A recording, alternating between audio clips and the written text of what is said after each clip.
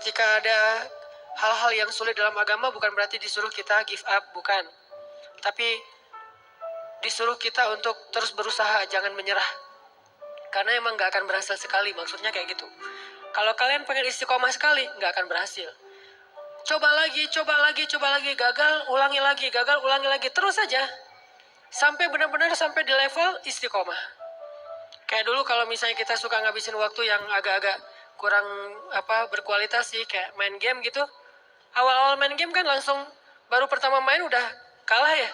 Terus nyoba lagi naik level, kalah. Nyoba lagi level 2 menang, level 3. Sampai akhirnya kita bisa tuntasin tuh game. Ini kenapa dalam urusan kayak gitu kita entertain, kita bisa begitu istiqomah, komitmen banget, kekeh gitu. Nah, dalam agama, dalam kebaikan, gak usah ngomongin istilah agama deh. Dalam kebaikan aja. Kalau kita bisa kekeh, kita bisa, pokoknya saya pengen banget jadi orang yang istiqomah dalam kebaikan-kebaikan. Maksud Allah, coba lagi. Gak berhasil, coba lagi. Gagal dikit, coba lagi. Melendoi, coba lagi. Terus aja coba. Ini istiqomah teman-teman. Sampai Nabi aja beruban. Artinya Nabi itu mikir banget pengen istiqomah. Kayak misalnya saya catat beberapa kebiasaan kita, kayak misalnya pas lagi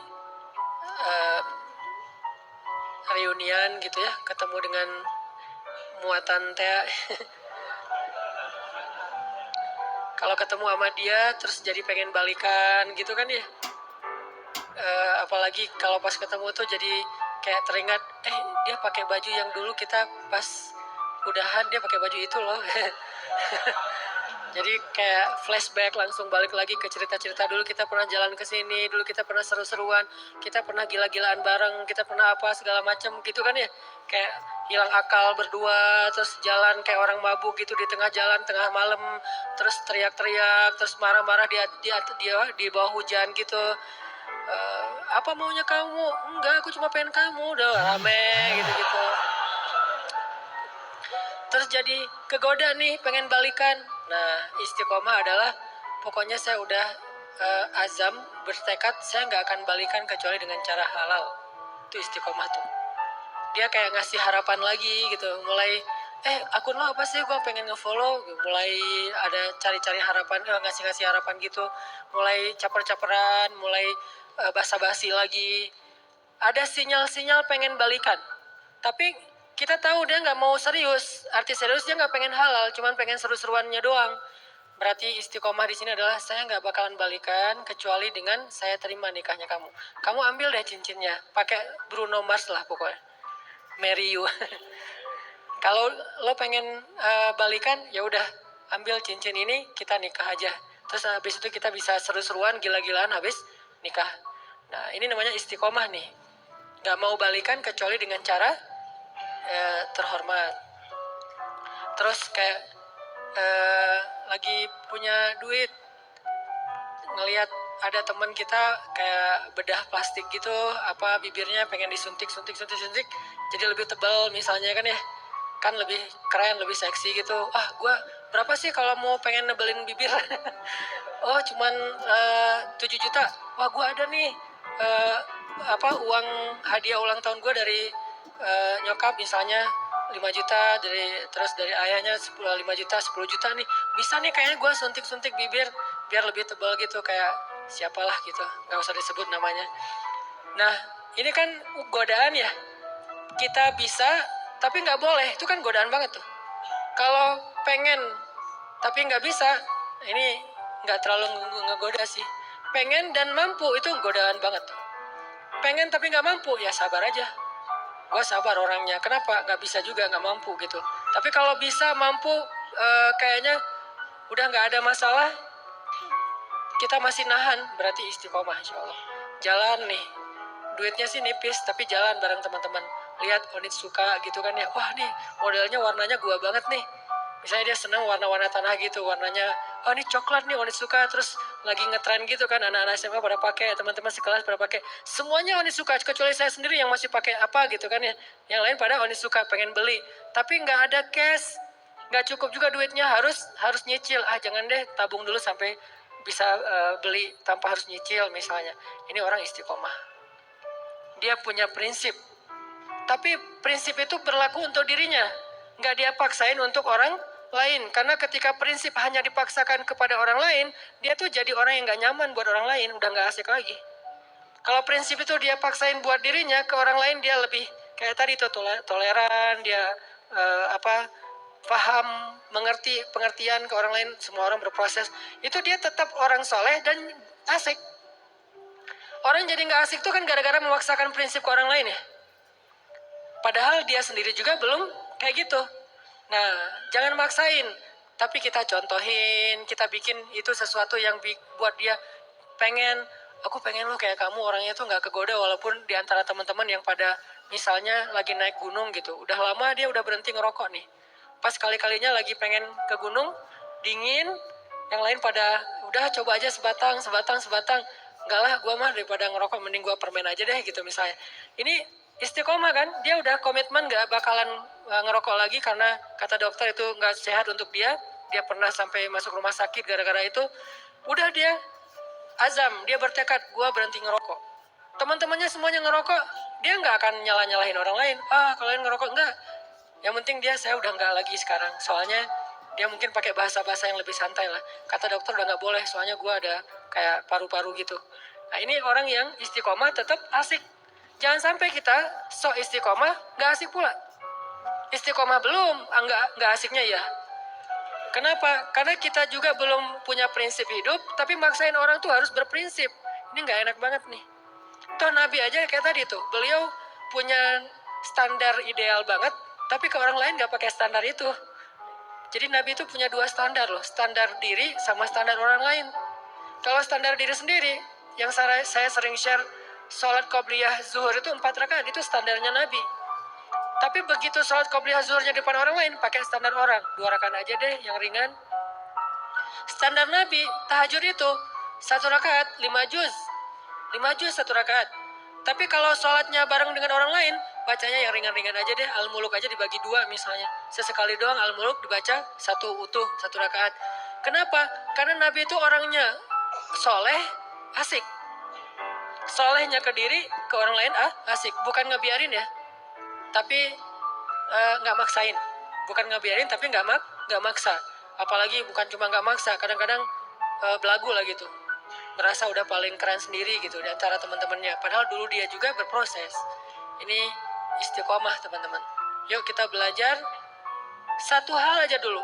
Coba kita latih. Bisa nggak kita komitmen dengan satu program kita nih.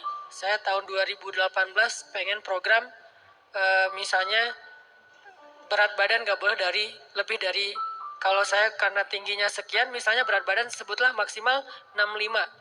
Idealnya sih 60. Kalau udah lebih 60 berarti saya udah gak istiqomah. Push up. Minimal sehari push up 50 kali. Bisa nggak istiqomah dan dawam? Istiqomahnya apa? Makan gak boleh lebih dari jam 7 malam misalnya. Malam sebelum tidur minum air hangat. Atau malam jam 9 itu paling telat minum air hangat. Karena katanya ya, bukan saya juga nggak ngerti. Katanya kalau minum air hangat itu membakar lemak. Nggak tahu sih. Atau treadmill, lari, sepeda seminggu 2 kali misalnya. Terus pull up, minimal sekali pull up itu 5 kali deh. Kalau nggak mau banyak-banyak 5 kali. Latih terus. Nah, dawam dan istiqomah dengan pantangan-pantangan. Dawamin programnya, istiqomah dengan pantangannya. Nggak boleh kebanyakan gula, nggak boleh kebanyakan soda. Mulai belajar minum kopi sedikit gula sampai minum kopi nggak pakai gula. Terus juga nggak pakai soda. Yang soda-soda mulai ditinggalkan. Terus lama-lama mulai dawamin air putih, makan makanan yang sehat, pola hidup, tidur yang cukup. Semua ini adalah istiqomah dan dawam. Satu hal aja, pokoknya saya pengen ikut sunnah yang kayaknya kece nih. Apa? Six pack. 2019 harus jadi nih badan. Terus latihan. Nggak mungkin kan six pack tapi yang lain nggak kebentuk ya. Yang namanya six pack insya Allah kebentuklah semuanya, puncaknya di perut. Kalau nggak six pack minimal 3 lah.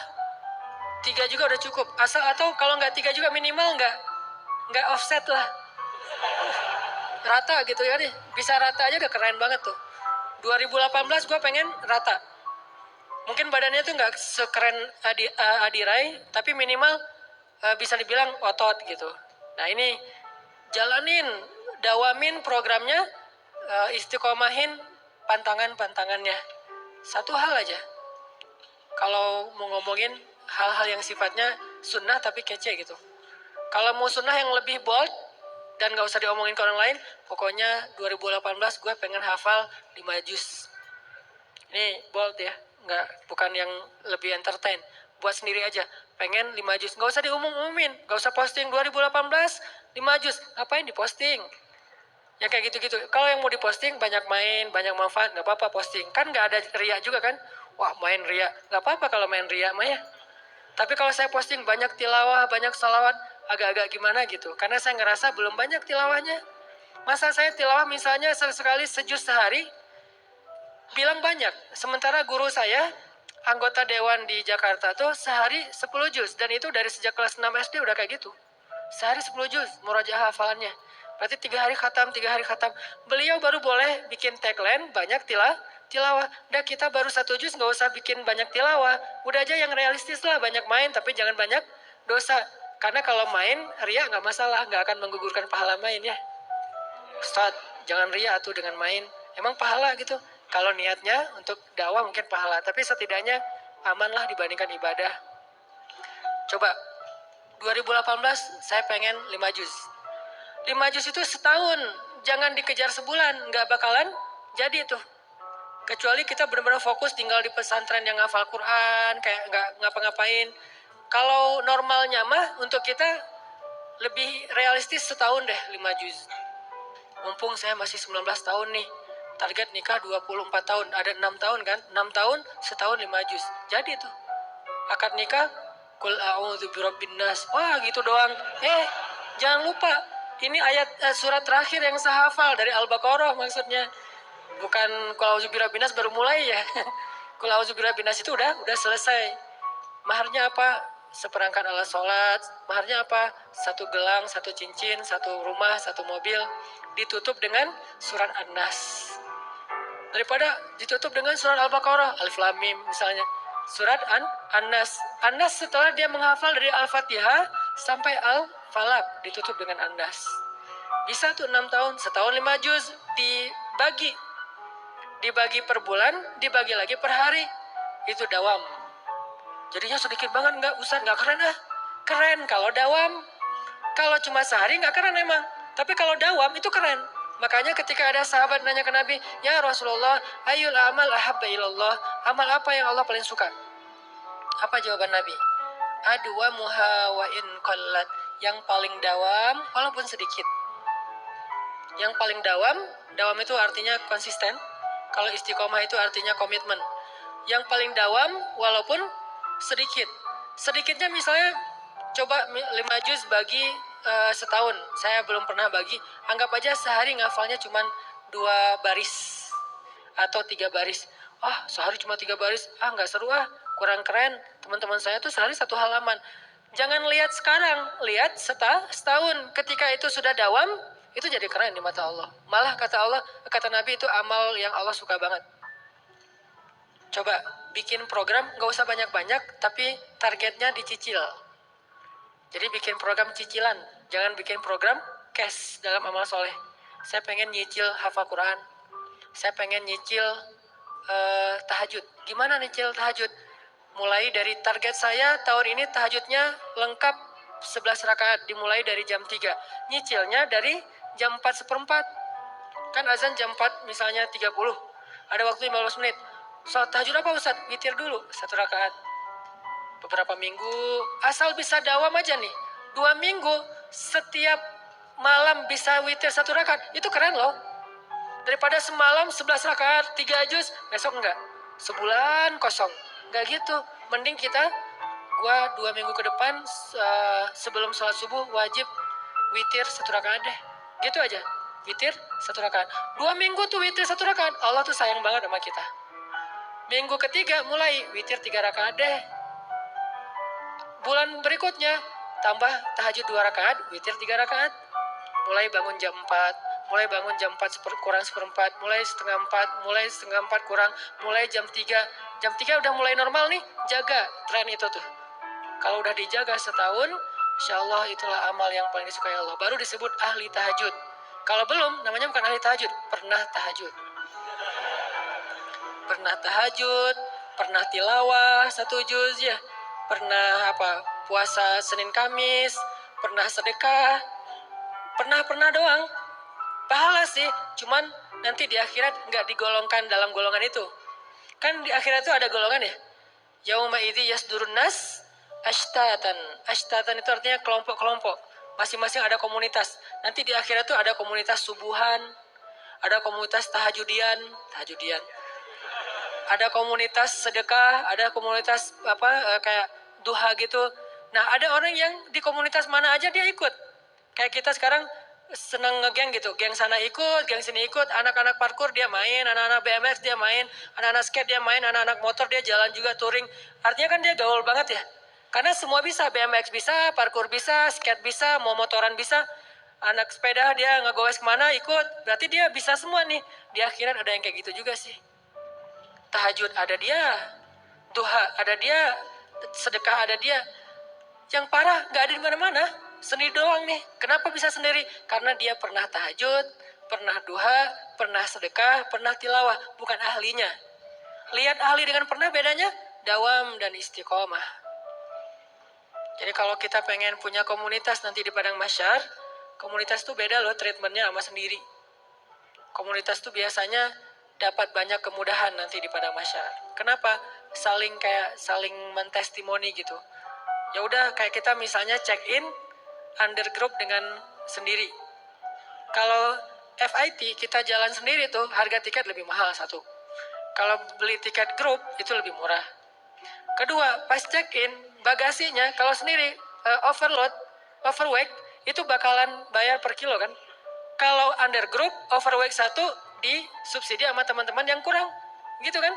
Nah itu logika sederhana di akhirat juga gitu. Kalau kita overweight dikit, nanti udah deh, ntar saya gantiin. Atau misalnya harga tiketnya kemahalan tuh masuk surga, nggak apa-apa kalau beli grup lebih murah. Emang kayak gitu kaidahnya, kaidah jamaah. Karena berjamaah itu lebih berkah. Nah gimana biar masuk komunitasnya? Jadilah ahlinya. Gak bakalan jadi ahli kalau cuman pernah. Walaupun pernahnya tuh, saya pernah tuh, kayak saya pernah sholat tarawih semalam 10 apa 15 juz di Mesir. Pernah tapi nggak berulang, kapok sekali doang. Itu juga nggak sengaja diajak sama guru saya, Hanan yuk ikut tarawih, imamnya bagus. Kan saya kayak imam hunter gitu kan, mencari-cari imam yang keren gitu, yang bacaannya bagus saya cari tuh. Enak soalnya. Dan saya pasti milih softnya di luar masjid.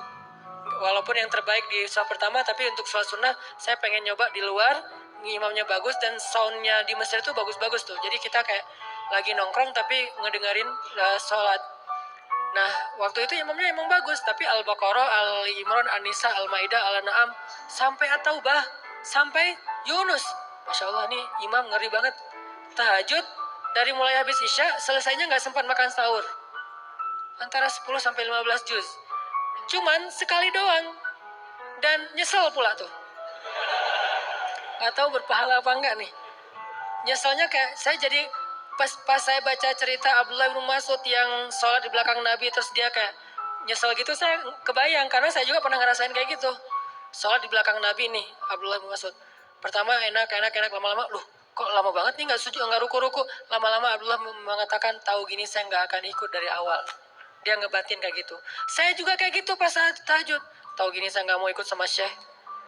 Pas pulang gimana Hanan? Besok lagi, aduh nggak enak badan Syekh. Nggak mau lagi seumur-umur. Sampai sekarang, kalau dibawa lagi ke Mesir nggak mau saya. Kenapa? Nggak kuat. Bayangin tahajud dari Isya sampai menjelang sahur. Dan sahur di Mesir itu bukan imsak kayak kita. Sahurnya batasannya tuh azan subuh. Jadi udah deket azan subuh, kita pas habis witir, itu makan itu udah kayak orang lapar banget. Karena bentar lagi azan subuh. Saking full semalaman sholat. Nah ini namanya bukan ahli tahajud. Pernah tahajud 10 juz. Minimal pernah lah. buat jadi bahan ceramah doang gitu. Ya gue pernah loh sholat tahajud 10 juz, padahal cuma sekali doang, dan itu juga gak sengaja dan nyesel lagi. Kalau orang yang di masjid itu, nah itu baru keren. Kakek-kakek yang udah berapa tahun, kayak udah 10 tahun kayak gini, nah itu namanya ahli tahajud dengan model Rasul. Itu beneran. Nanti insya Allah mungkin kita berhusnuzan, dia bakalan masuk komunitasnya Rasulullah. Foundernya tuh Rasul, terus anggotanya tuh orang-orang yang tahajud kayak Ibnu Abbas, Abdullah bin Zubair, kayak gitu-gitulah anggota-anggotanya, termasuk yang di masjid Sayyidah Zainab, nama daerahnya. Masjid Sayyidah Zainab itu, kalau kayak saya yang cuma pernah sekali, nggak masuk komunitas. Tapi berpahala nggak? Kalau ikhlas tetap berpahala. Pahala sama komunitas tuh beda.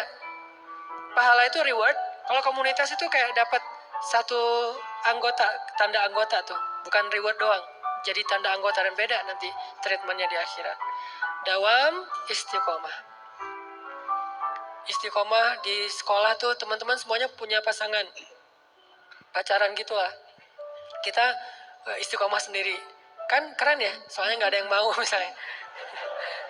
Pengalaman. Alhamdulillah saya belum pernah pacaran. Sekali-kalinya cuma LDRan, dan itu nggak penting-penting amat. Cuman kayak email-emailan doang, cuman say hi doang. Terus apalah, udah di Mesir tuh LDRan. Itu juga nggak lama, cuma beberapa bulan diputusin. Langsung tawaf Sungai Nil gitu kan. Sekali-kalinya diputusin, kan berat banget tuh. Alhamdulillah nggak pernah pacaran yang kayak sentuhan, jalan bareng tuh nggak pernah. Kenapa? Alhamdulillah nggak ada yang mau. Lo mau nggak sama gue? Nggak, males banget. Lo mau nggak? Nggak, males banget. Semuanya males banget. Ya udah deh, gue sendiri aja. Alhamdulillah. Gara-gara nggak pernah, jadi kayak jadi ada obsesi yang terpendam gitu kan. Pokoknya saya pengen pacaran yang gila-gilaan. Terwujud setelah halal. Makanya bisa habis-habisan, bisa totalitas, bisa kemana-mana. Pokoknya pengen ngabisin waktu pacaran aja deh berdua. Nah ini artinya istiqomah. Walaupun penyebabnya kadang-kadang emang nasib sih. Istiqomahnya nasib. Kenapa nggak pacaran tadi? Nggak ada yang mau, nggak menarik, nggak berprestasi, nggak tajir juga, nggak keren dulu. Sekarang juga enggak gitu ya, sombong. Nah artinya teman-teman bisa nggak nih di SMA nih, anak-anak SMA ya, apalagi yang masih SMA, teman-teman yang lain tuh kayak semuanya pada punya pasangan gitu. Kalau misalnya pas liburan sekolah jalan kemana, terus di bangkunya ada nama dia masing-masing ditulis di bangku gitu. Kita bangku kosong gitu kan ya, rapi banget bangkunya, nggak ada tulisan siapa-siapa gitu. Nah ini namanya istiqomah. La tahzan, jangan khawatir kalau kita istiqomah. Kenapa? Orang yang istiqomah itu kan identiknya kadang-kadang dia kayak kesepian ya, sendiri, nggak punya temen. Terutama ketika dia hidup di lingkungan yang lain pada seru-seruan, dia sendiri yang nggak seru. Akhirnya kayak nggak dilibatin. La tahzan kalau kita ngerasa sendiri. Kenapa? Nahnu awliyaukum fil hayatid dunya wa fil akhirah. Kata Allah, kami akan nemenin kamu. Kami, bukan saya, kami. Siapa kami? Allah dan para malaikat. Cuman kita nggak ngelihat doang. Tapi sebetulnya kita tuh punya geng. Ketika kita istiqomah itu, kalau kita ngerasa gara-gara istiqomah jadi sendiri, la tahzan, jangan khawatir. La tahzan, jangan berkecil hati. La tahzan, jangan sedih. Nahnu awliyaukum fil hayati dunia. Kami temenin kamu di dunia, dan nanti kami temenin kamu di akhirat. Allah yang janjiin bakalan nemenin kita. Tanpa niat kita ngejauhin orang lain ya. Orang yang ngejauhin kita nggak ada pengen ngejauhin orang. Kalau kita yang pengen ngejauhin orang lain, itu beda babnya. Itu kesannya kita kayak eksklusif gitu, nggak boleh. Tapi kalau orang yang ngejauhin kita gara-gara nggak bisa diajak happy-happyan, seru-seruan kayak gitu, la tahzan, jangan sedih. Nahnu awliyaukum, kami akan nemenin kalian, kata Allah di dalam Al-Quran.